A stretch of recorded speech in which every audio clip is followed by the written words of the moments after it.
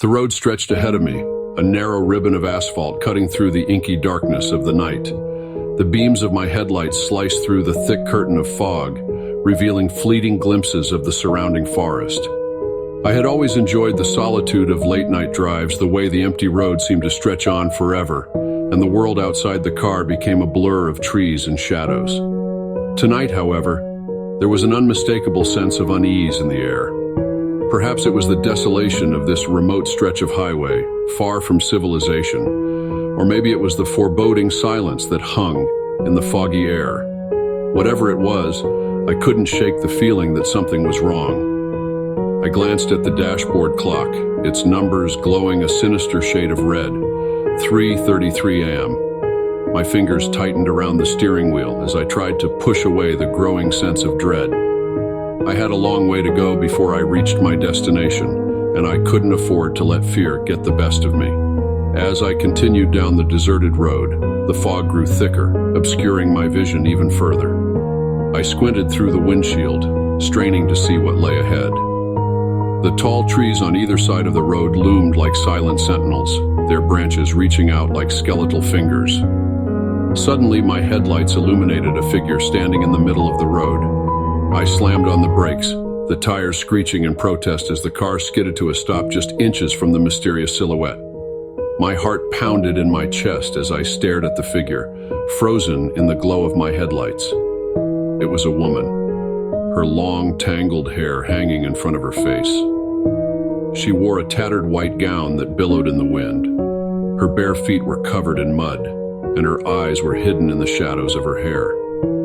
I could see her trembling, her entire body racked with shivers. I rolled down the window cautiously and called out to her, my voice trembling with uncertainty. "Are you okay? Do you need help?" The woman didn't respond. She just stood there, swaying slightly in the cold night air. The silence that followed was deafening, broken only by the distant hum of the engine and the soft rustle of the trees. A sense of dread washed over me, and I realized that I needed to get out of there, that I needed to leave the strange woman behind and continue on my journey. But as I shifted the car into gear and began to pull away, I couldn't shake the feeling that I was making a terrible mistake. I drove for what felt like hours, the fog never dissipating, the road never ending. My mind was a whirlwind of fear and confusion, and I couldn't stop thinking about the woman I had left behind. What was she doing out here in the middle of nowhere? Why was she so cold and frightened? My thoughts were interrupted by a sudden bone-chilling sound. It was a faint, distant wail, like the mournful cry of a lost soul. I strained my ears, trying to pinpoint the source of the sound, but it seemed to come from all directions at once, echoing through the fog. And then, out of the darkness, I saw her again. The woman in the white gown was standing in the middle of the road, her hair obscuring her face, her eyes hidden in the shadows. She raised her arms towards me, her fingers beckoning me to stop. Panic surged through me as I slammed on the brakes, bringing the car to a screeching halt once more. I couldn't explain it, but something compelled me to stay, to confront this mysterious woman. I got out of the car and approached her cautiously, my heart pounding in my chest. "Who are you? What do you want?" I demanded, my voice trembling. The woman didn't respond. She just continued to stand there, her eyes fixed on me.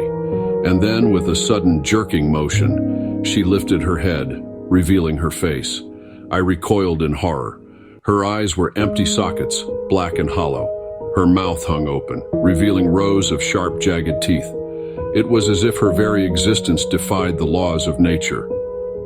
I stumbled back, my mind unable to comprehend the terror before me.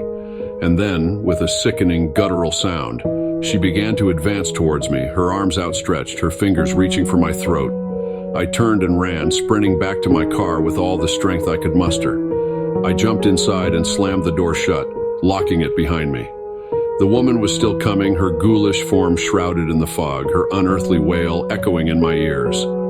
I floored the accelerator, my heart racing as I sped away from that nightmarish apparition. The fog seemed to thicken around me, the road disappearing into a swirling abyss. I had no idea where I was going, only that I needed to escape, to put as much distance as possible between myself and that unholy creature. As I drove on, the fog slowly began to lift, and the world outside the car came back into focus. I found myself on a different stretch of road, one that was familiar to me. It was a road I had traveled many times before,